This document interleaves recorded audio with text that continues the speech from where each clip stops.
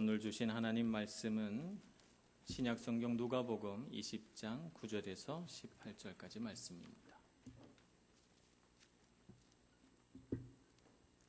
신약성경 130쪽 누가복음 20장 9절에서 18절 말씀 봉독하겠습니다.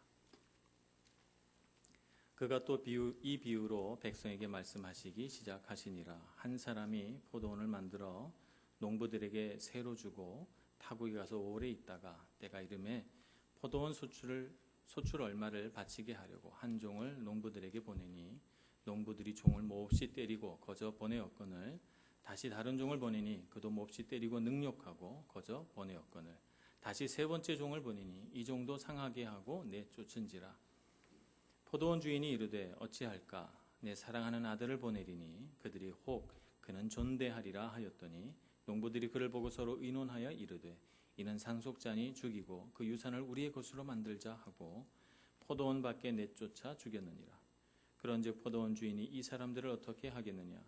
와서 그 농부들을 진멸하고 포도원을 다른 사람들에게 주리라 하시니 사람들이 듣고 이르되 그렇게 되지 말아지이다 하거늘 그들을 보시며 이르시되 그러면 기록된 바 건축자들의 버린 돌이 모퉁이의 머릿돌이 되었느니라 함이 어찌미냐? 무릇 이 돌 위에 떨어지는 자는 깨어지겠고 이 돌이 사람 위에 떨어지면 그를 가루로 만들어 흩으리라 하시니라.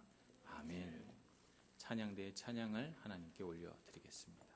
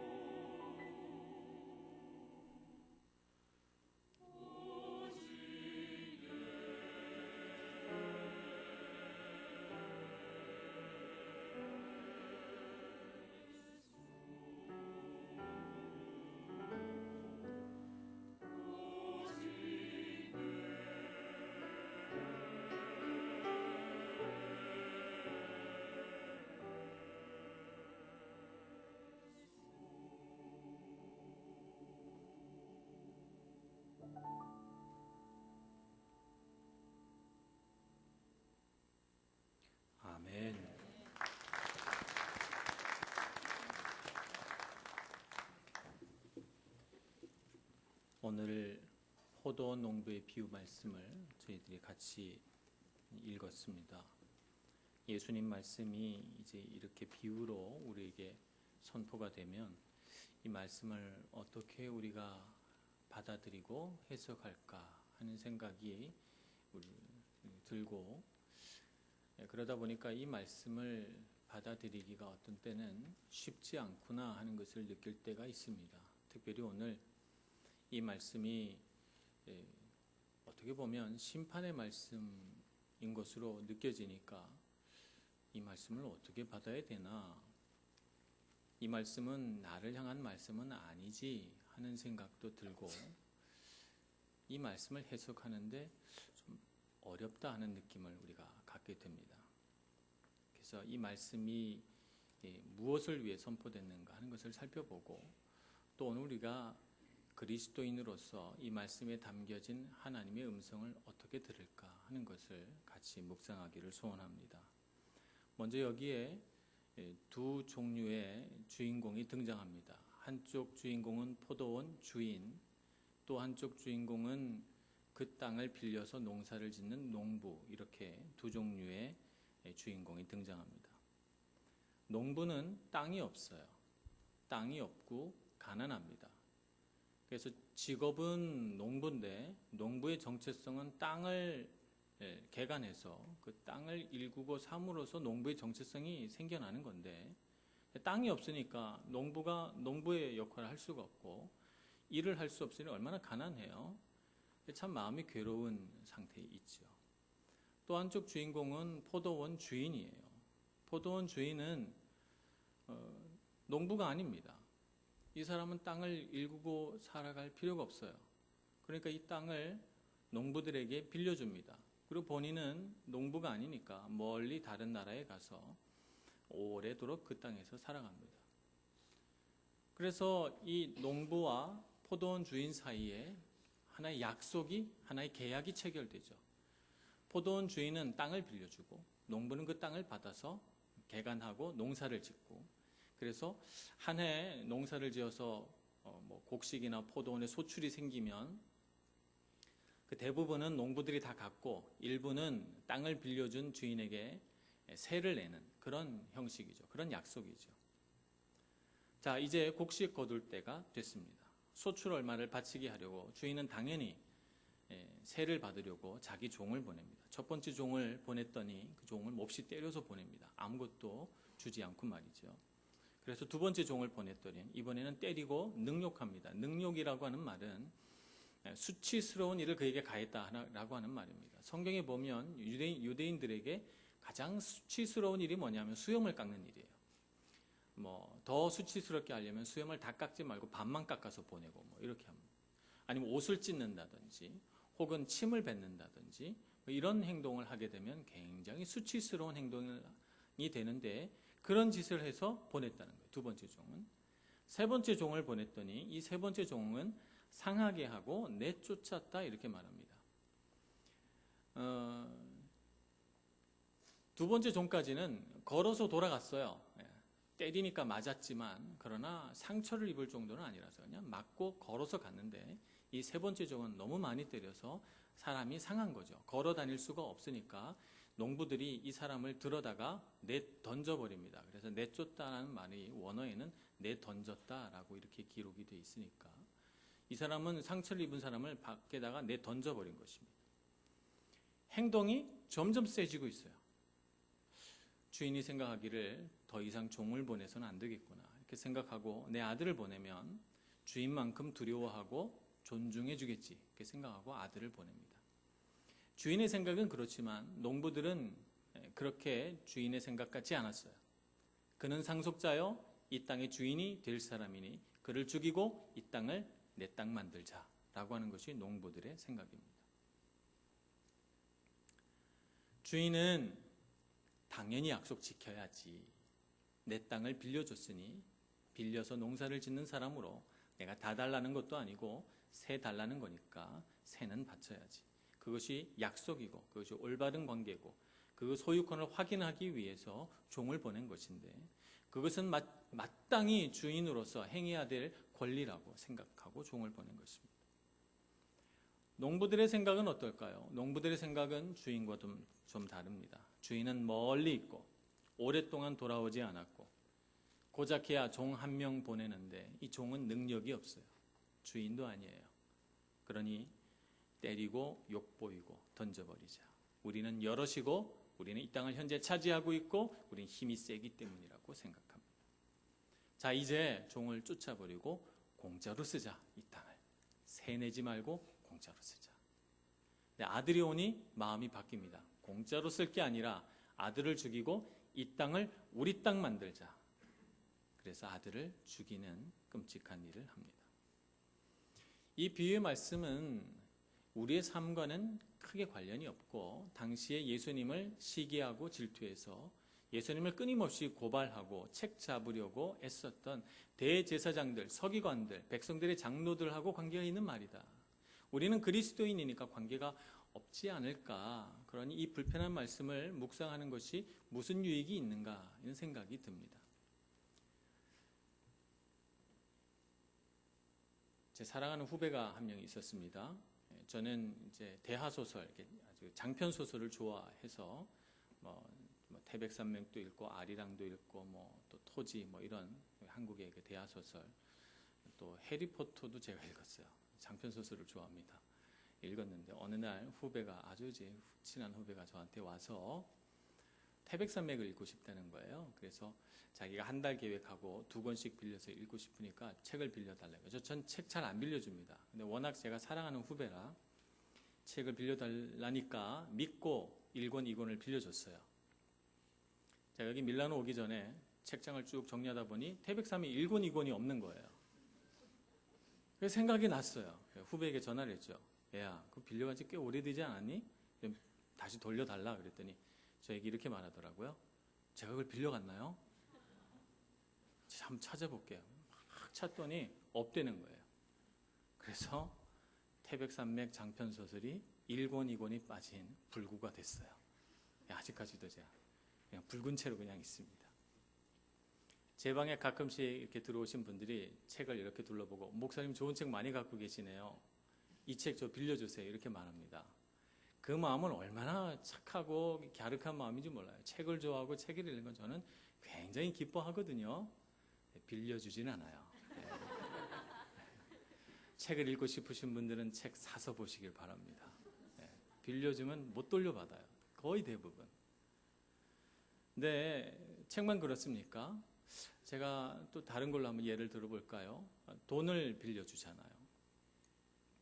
나도 써야 될 때가 있는 돈이에요. 요새 우리가 다 살림살이가 빠듯하니까 다들 쓸 때가 있어요. 근데 아주 힘들고 어려운 형편에 있는 분이 돈 좀 빌려달라고 합니다. 나도 쓸 때가 있어서 모아놨지만 하도 형편이 딱하고 사정을 하니까 돈을 빌려줍니다. 자, 이제 언제 갚겠습니다. 그럼 그때 갚으면 내가 이제 그때 써야지. 이렇게 생각하고 빌려줬는데 기한이 됐는데 안 돌려줘요. 그런데 돈 돌려달라고 말하기가 쉽습니까? 어렵습니까? 어렵습니다. 그게 말이 안 떨어져요. 그래서 돌려주겠지, 잊어버렸을까 기다립니다. 안 돌려줍니다. 시간이 해서 어렵게 한번 했는데 아예 돌려주겠다고 그렇게 말해놓고 또 시간이 또 지나갑니다. 주인의 마음은, 이 돈을 빌려준 사람의 마음은 속이 타요. 속이 타. 돈 빌려간 사람 마음은 어떨까요?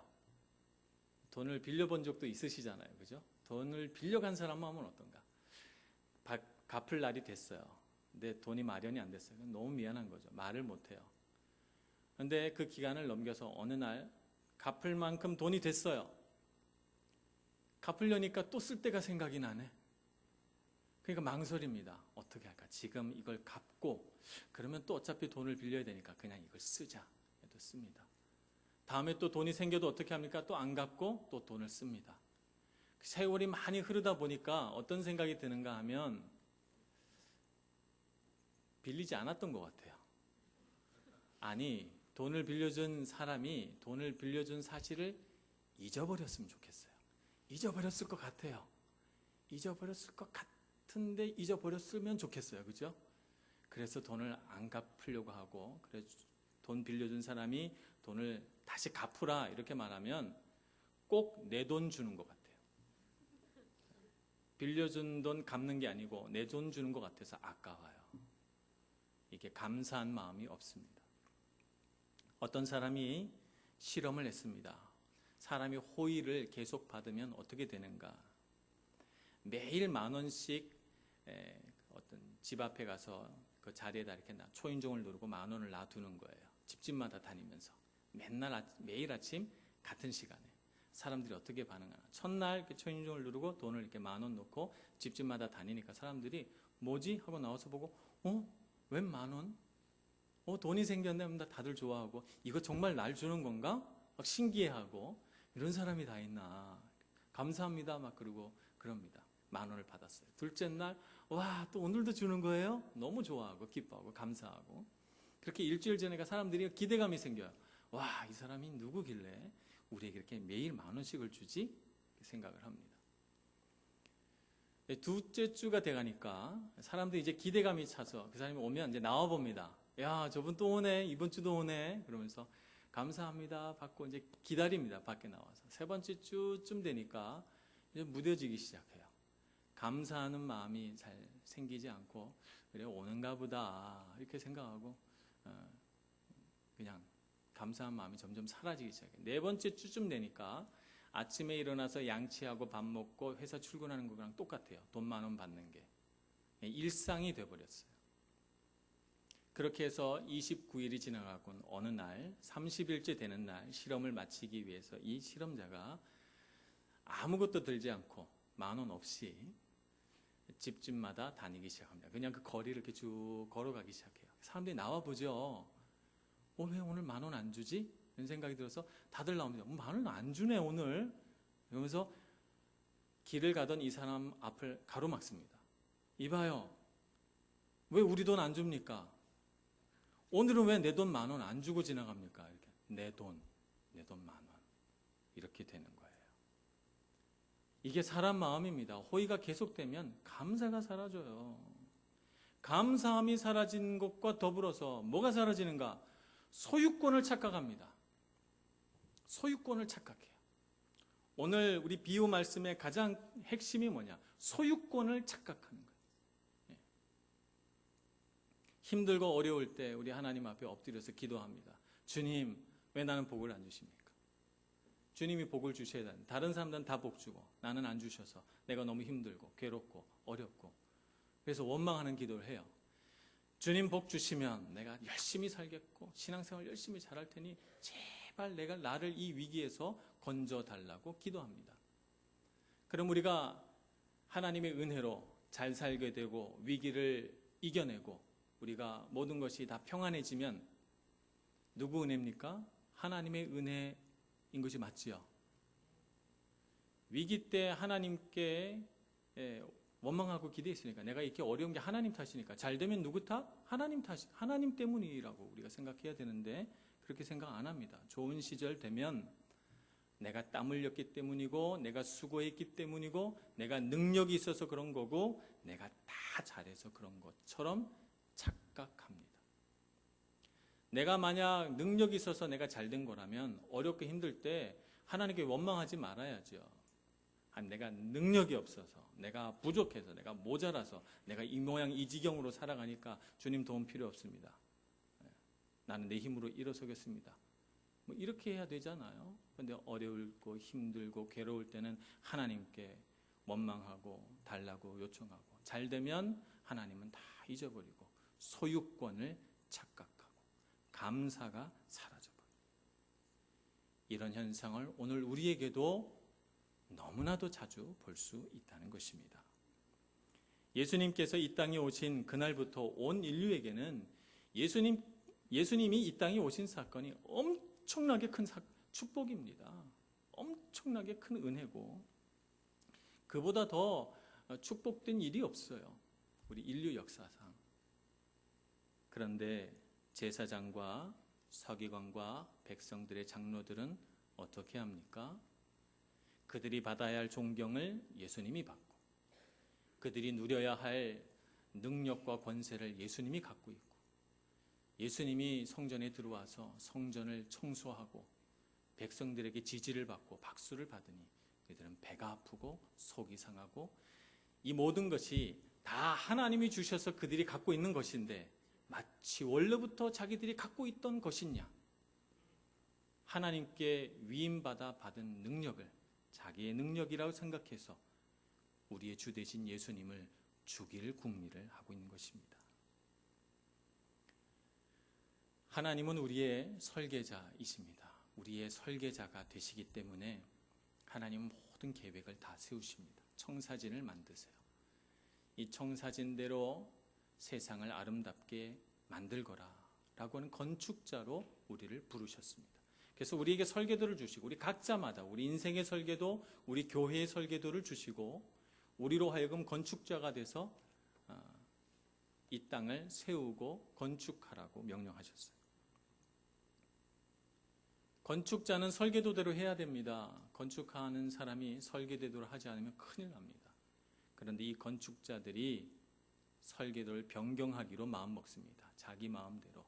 왜냐하면 소유권이 자기에 있는 것으로 착각하기 때문입니다. 그래서 주인 되신 하나님께서 꼭 쓰라고 주신 예수 그리스도라는 귀한 돈을 버려버리죠. 그의 목숨을 빼앗아 버립니다. 그래서 주님은 예수 그리스도를 모퉁이의 머릿돌로 다시 세워 놓으시죠. 시편 118편 22절을 인용한 말씀입니다. 이 머릿돌이 세워져서 건축된 건물이 뭐냐? 그것이 바로 교회입니다.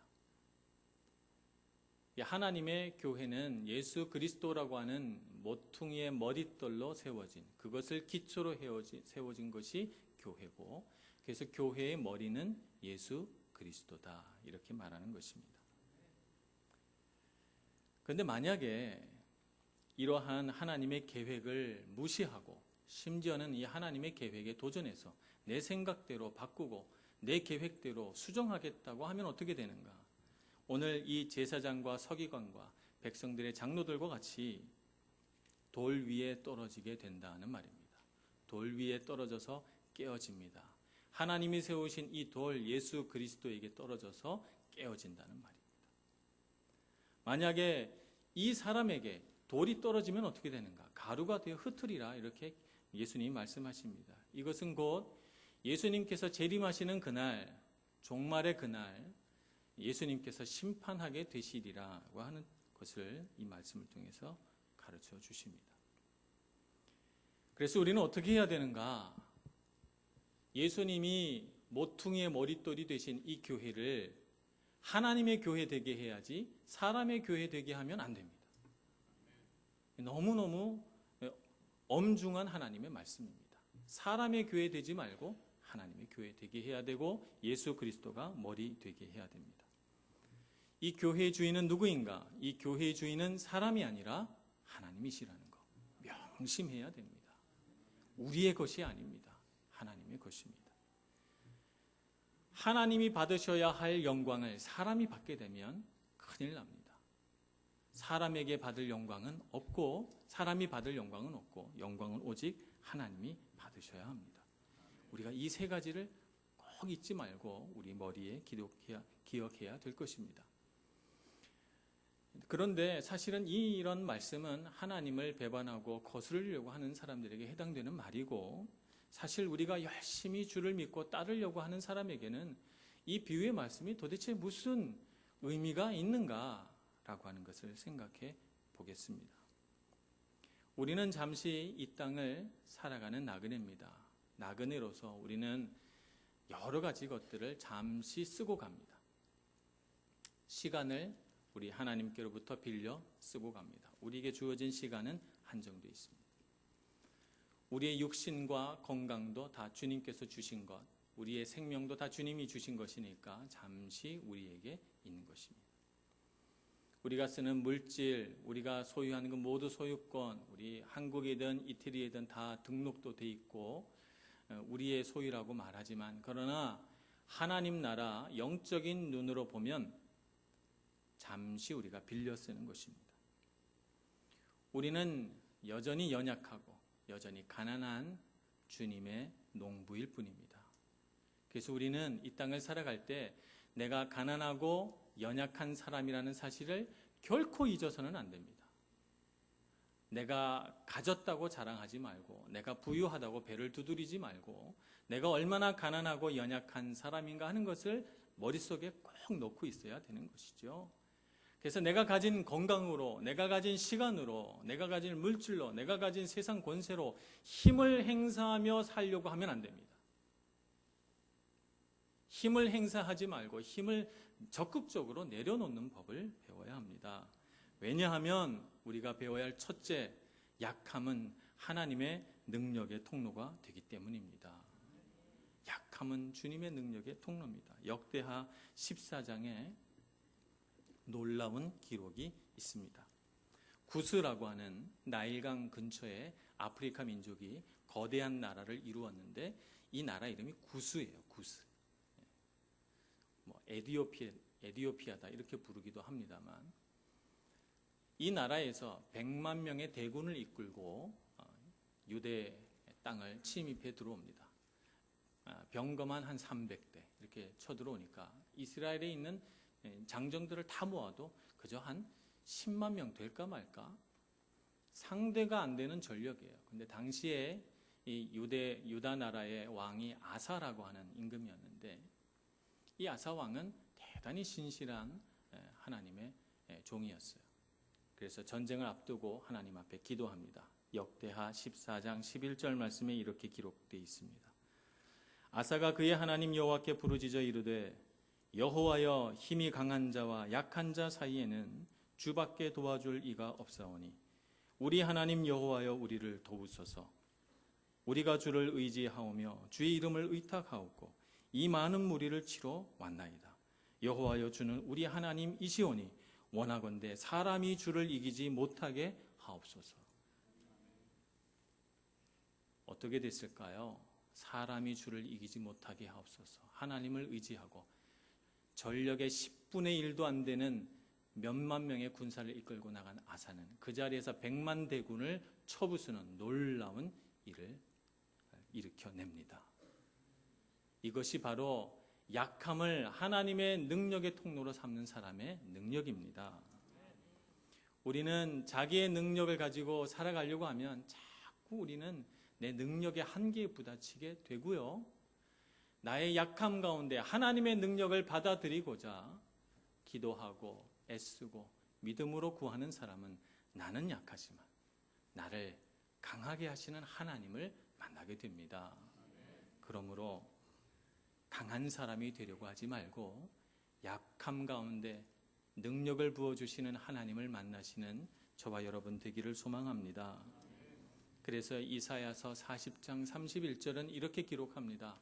오직 여호와를 앙망하는 자는 새 힘을 얻으리니 독수리가 날개치며 올라감 같을 것이요 다른 박질하여도 곤비하지 아니하겠고 걸어가도 피곤하지 아니하리로다. 이렇게 말씀하지 않습니까? 그렇기 때문에 우리는 하나님을 바라보고 나의 약함 가운데 능력으로 임하시는 하나님을 만나야 되겠습니다. 고린도후서 12장 10절에는 이렇게 기록하고 있습니다. 그러므로 내가 그리스도를 위하여 약한 것들과 능력과 궁핍과 박해와 공고를 기뻐하노니 이는 내가 약한 그때에 강함이라. 약한 그때에 강함이라. 그래서 우리는 강한 것을 자랑하는 사람이 아니라 약한 중에 나에게 임하신 하나님의 능력을 자랑하는 사람 되어야 되겠습니다. 그러니 약한 것을 부끄러워하지 마시고 약한 것 때문에 숨지 마시고 약한 것이 하나님의 강함의 통로가 된다고 믿고 주님께 구하시는 여러분들 되시기를 축복합니다. 두 번째 우리가 알아야 할 것은 약함은 은혜의 통로가 된다는 사실입니다. 마태복음 8장 17절 말씀에 보면 예수님은 우리의 연약함을 친히 담당하시고 병을 짊어지러 오셨다. 이렇게 기록하고 있습니다. 그러니까 예수님은 우리의 치유자시고 회복자시라는 것이죠. 그러니까 우리가 병들고 연약하고 아프다는 사실을, 우리가 몸이, 우리의 정서가, 우리의 영이 병들고 연약하다는 사실을 알고 주님 나를 고쳐 주옵소서라고 말하는 사람에게 예수님은 나타나신다는 거예요. 나는 아픈 것도 없고 연약한 것도 없고 주님은 필요하지 않은 힘이 센 사람입니다. 이렇게 고백하는 사람에게는 예수님이 필요가 없어요. 우리가 연약하기 때문에 주님이 우리를 만나 주신 것입니다. 그렇기 때문에 우리의 연약함은 은혜의 통로라고 하는 것을 알아야 합니다. 연약하기 때문에 주님을 찾았고 주님을 만났기 때문입니다. 우리 갈라디아서 4장을 보겠습니다. 갈라디아서 4장 13절에서 14절 말씀,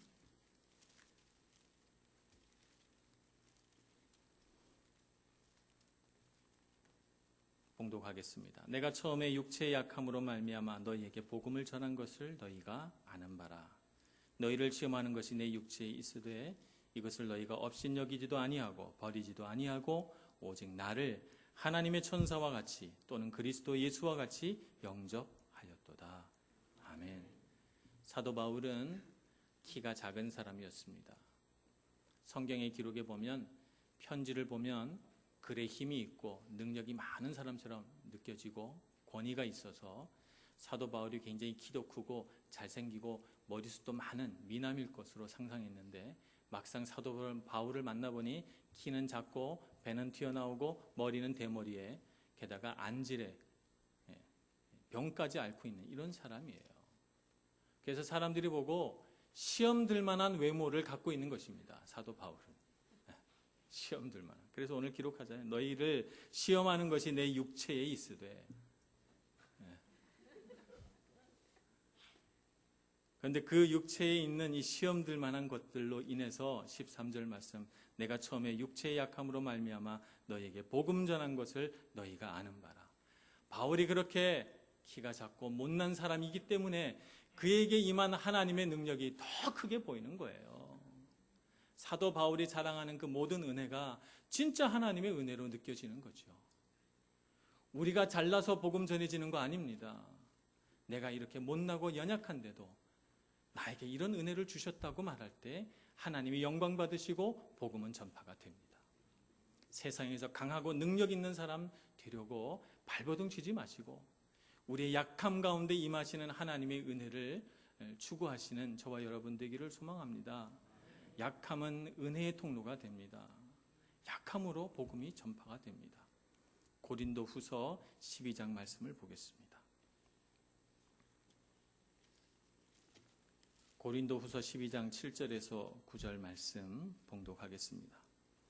여러 계시를 받은 것이 지극히 크므로 너무 자만하지 않게 하시려고 내 육체의 가시 곧 사탄의 사자를 주셨으니 이는 나를 쳐서 너무 자만하지 않게 하려 하심이라. 이것이 내게서 떠나가게 하기 위하여 내가 3번 주께 간구하였더니 나에게 이르시기를 내 은혜가 내게 족하도다.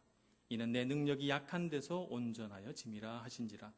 그러므로 도리어 크게 기뻐함으로 나의 여러 약한 것들에 대하여 자랑하리니 이는 그리스도의 능력이 내게 머물게 하려 함이라. 아멘.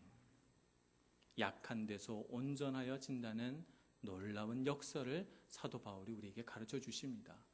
그러므로 우리는 세상이 추구하는 것처럼 힘세고 강한 사람 되어서 사람들에게 나의 힘세고 강한 것을 자랑하는 사람이 되지 말고 나의 연약함 가운데 임하시는 하나님의 은혜에 대하여 말하고 나의 연약함 가운데 임하시는 하나님의 능력에 대하여 말하여서 내가 아니라 내가 드러나는 것이 아니라 하나님이 드러나게 하는 삶을 살아가기를 소망합니다.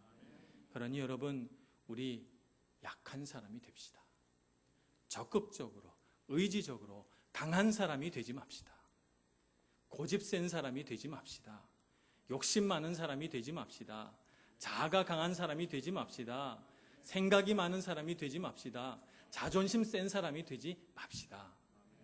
우리는 약한 사람이 되어 주님이 우리에게 임하실 수 있도록 우리를 내어드리고 주님께 사용되어지는 그런 연약한 사람으로 주님께 영광 돌리는 저와 여러분 다 될 수 있기를 간절히 소원합니다.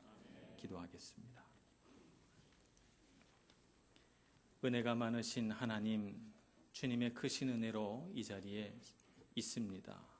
한시도 주님의 크신 은혜 잊지 않게 해주시고 은혜를 아무리 받고 또 받아도 나는 여전히 부족할 뿐, 나는 여전히 연약할 뿐이라는 것을 깨달아 날마다 감사하고 기뻐하며 주님의 은혜를 바라는 저희들 되게 하여 주옵소서.